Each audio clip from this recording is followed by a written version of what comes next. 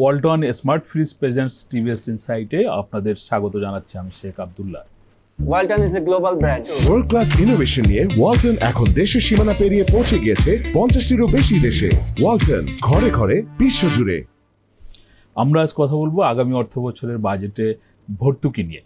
আপনারা জানেন প্রতি বছরই বাজেটে সরকার কিছু না কিছু ভর্তুকি রাখে, আর এই ভর্তুকির বিষয়গুলো থাকে এই জন্য যে সরকার শিল্প খাতের উৎপাদনে কিছু সহযোগিতা করে, আপনার গ্যাস এবং বিদ্যুতের মাধ্যমে সেখানে ভর্তুকি দেওয়া হয়, কৃষিখাতেও ভর্তুকি দেওয়া হয়, পাশাপাশি থাকে সাধারণ জনগণ বা নিম্ন আয়ের জনগণের খাদ্যের জন্য কিছু ভর্তুকি ব্যবস্থা।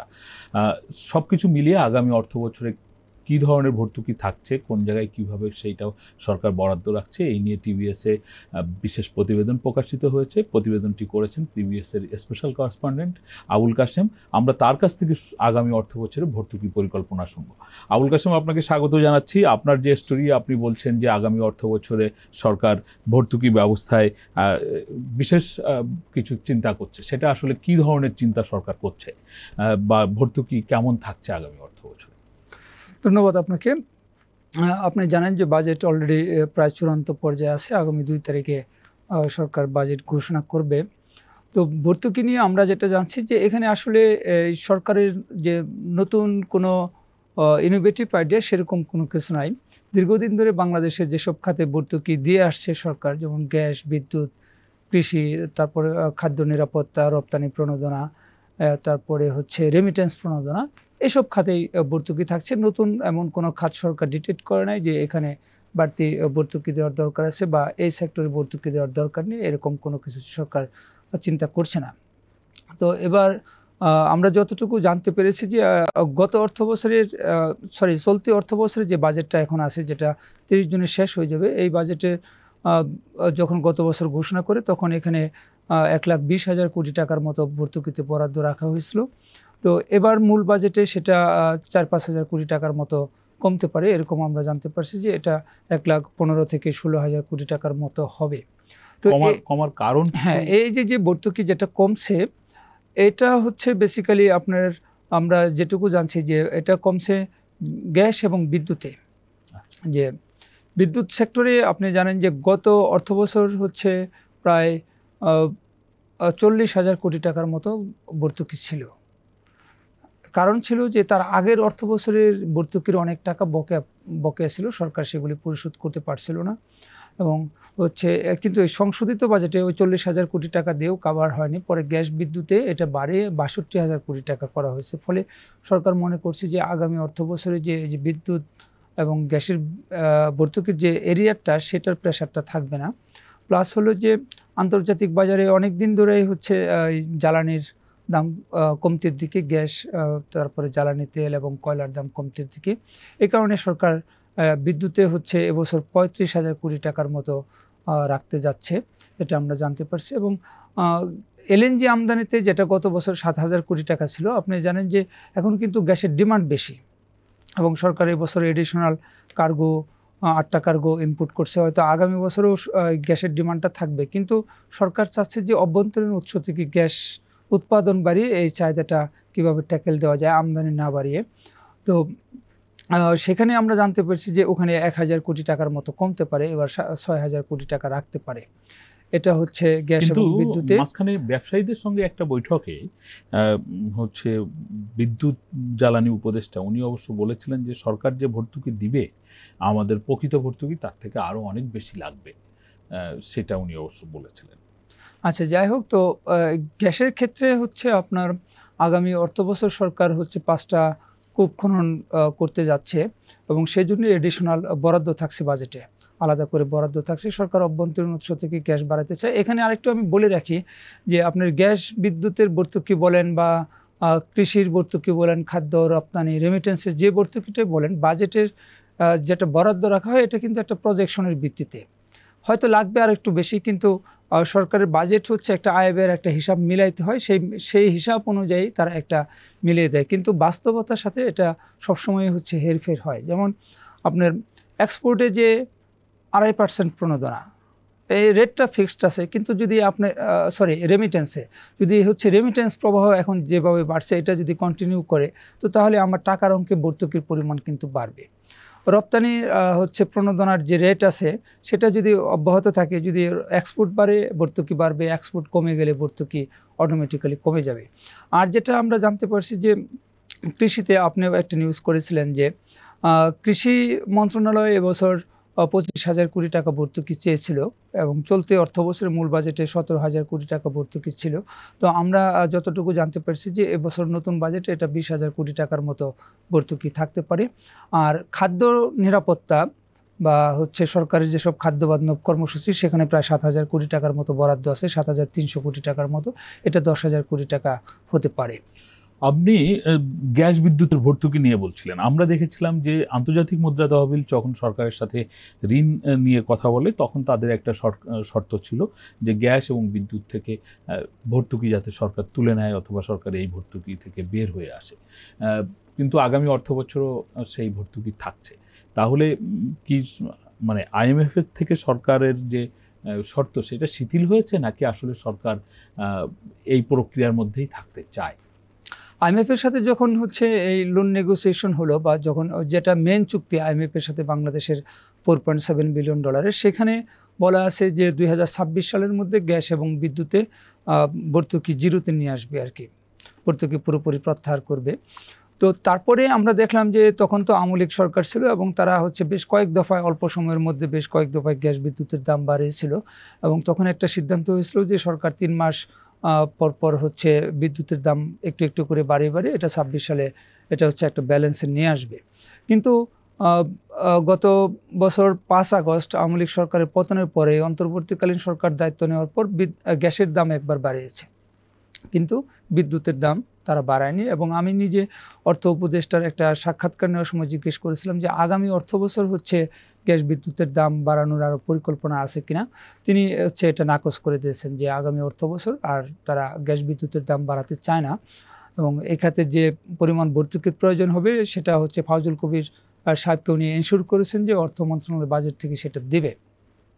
তো এ থেকে বোঝা যায় যে সরকারের সাথে IMF এর এই যে এই চতুর্থ এবং পঞ্চম কিস্তি নিয়ে কিন্তু দীর্ঘদিন ধরে নেগোসিয়েশন হয়েছে এবং দুই পক্ষই খুব শক্তিশালী অবস্থান থেকে নেগোসিয়েশন করেছিল।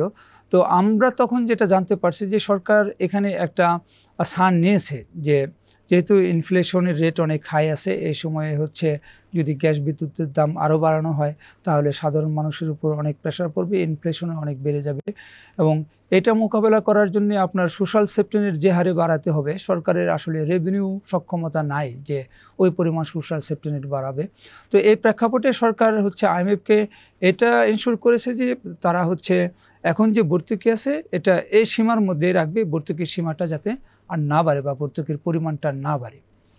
আপনি খাদ্য ভর্তুকি বাড়বে এরকম বলছিলেন, আপনি কি একটু পরিষ্কার করে বলবেন? আমরা তো খাদ্যের কয়েকটা দেখি, একটা হচ্ছে আপনার খাদ্য বান্ধব কর্মসূচি, একটা দেখি আমরা OMS, আরেকটা দেখি আমরা VGD বা VGF, এরকম সরকার আসলে কোথায় বেশি ফোকাস করবে? বা TCBর খাদ্য যে কর্মসূচি সেটাও এক ধরনের নিম্ন আয়ের মানুষের খাদ্যের সহযোগিতার জন্য করা হয়, সরকার আসলে কোথায় বেশি ফোকাস করবে? এখানে হচ্ছে যে খাদ্য বান্ধব কর্মসূচি, এখানে হচ্ছে TCBর বাইরে সরকারের যেসব কর্মসূচি আছে আপনি যেটা বলছেন VGD VGF, এই যে VGD VGF এটা হচ্ছে নির্দিষ্ট জনগণ তারা নির্দিষ্ট যে VGDর হচ্ছে নির্দিষ্ট কার্ড আছে যে এই পরিবারগুলি VGD পায়, সেটা হচ্ছে ফিক্সড। কিন্তু এখানে সরকার যে 7,000 কোটি টাকা থেকে 3,000 কোটি টাকা বরাদ্দ বাড়ছে এটা হচ্ছে OMS এর, এটার বড় অংশ হচ্ছে OMS এ চলে যাবে। কারণ যখন ইনফ্লেশন বেশি থাকে তখন হচ্ছে অনেক লোয়ার মিডল ক্লাস তারা হচ্ছে চলতে পারে না, তাদেরকেও হচ্ছে সংসার চালানোর জন্য বা খাদ্য নিরাপত্তাটা তারা যাতে 3 বেলা বা 2 বেলা হচ্ছে খেতে পারে সেই জন্য তাদেরকে হচ্ছে OMS এর লাইনে দাঁড়াতে হয়। আপনি দেখছেন যে সম্প্রতি যে OMS এর লাইনগুলো কত ব্যাপক দীর্ঘতর হয়েছে এবং অনেক জায়গায় হচ্ছে লাইন শেষ হওয়ার আগে পণ্য শেষ হয়ে গেছে, এরকম ঘটনা ঘটছে। আর TCBর মাধ্যমে যে হচ্ছে খাদ্য সহায়তা সরকার দেয় যেটা হলো ভর্তুকি মূল্যে, সেখানে চলতি অর্থ বছর প্রায় 19,000 কোটি টাকা বরাদ্দ ছিল। তো আগামী অর্থ বছরে ওরকমই বরাদ্দ থাকবে এবং এখানে কিন্তু TCB যে আওয়ামী লীগ সরকারের সময় যে 1 কোটি পরিবারকে কার্ডের মাধ্যমে দেওয়া হতো, এই সরকার এসে সেখানে প্রায় 40 লাখের মতো কার্ড কিন্তু বাতিল করেছে। বলেছে যে এই লোকগুলি হচ্ছে পাওয়ার যোগ্য নয়, কিন্তু তারা লিস্টেড ছিল। আবার আওয়ামী লীগ সরকারের সময় এই 1 কোটি কার্ডধারীর বাইরে কিন্তু কোথাও টিসিবি আর পণ্য বিক্রি করতো না। এখন আবার ট্রাকে হচ্ছে তারা রাজধানীর বিভিন্ন জায়গা সহ সারা দেশে কম বেশি বিক্রি করছে। ফলে ওই জায়গায় হচ্ছে ঠিক কী পরিমাণ মানুষ এই খোলা ট্রাক থেকে সুবিধা নিচ্ছে সেটার সংখ্যা যদি পাওয়া যায় না, কিন্তু যদি ইনফ্লেশন সরকার কন্ট্রোলে না আনতে পারে তো সেক্ষেত্রে সরকারের এই যে টিসিবির ট্রাক সেল বা যে ওএমএস এগুলি কিন্তু বাড়াতে হবে। তবে যদি ইনফ্লেশন সরকার নিয়ন্ত্রণে নিয়ে আসতে পারে তাহলে হয়তো এখানে যে পরিমাণ ভর্তুকিটা বরাদ্দ রাখছে সেই পরিমাণ হয়তো খরচ হবে না। আবুল কাশেম, আপনার কাছে শেষ কোশ্চেন, একেবারে সংক্ষেপে শুনবো। আপনি বিদ্যুৎ জ্বালানির দাম বৃদ্ধি প্রসঙ্গেও আপনি মূল্যস্ফীতির কথা বলেছেন এবং এই নিম্ন আয়ের মানুষের জন্য খাদ্য সরবরাহ প্রসঙ্গেও আপনি বলছেন মূল্যস্ফীতি বৃদ্ধি যদি না পায় বা গ্যাস বিদ্যুতের দাম বাড়ানো হলে মূল্যস্ফীতি বেড়ে যেতে পারে, এরকম কথা বলেছেন।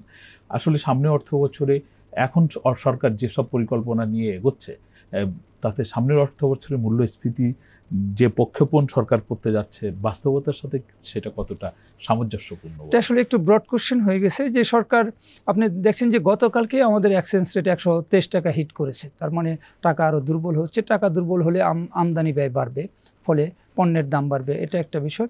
এবার কৃষির উৎপাদন ভালো হয়েছে, কিন্তু আপনার ওই যে বাজারে যে ডিস্ট্রিবিউশন সিস্টেম সেখানে কিন্তু কোনো পরিবর্তন আসে নাই। চাঁদাবাজি আগের চেয়ে বাড়ছে এবং কেউ কেউ আগের মতোই আছে, কেউ কেউ বলছে যে এটা আরও বাড়ছে।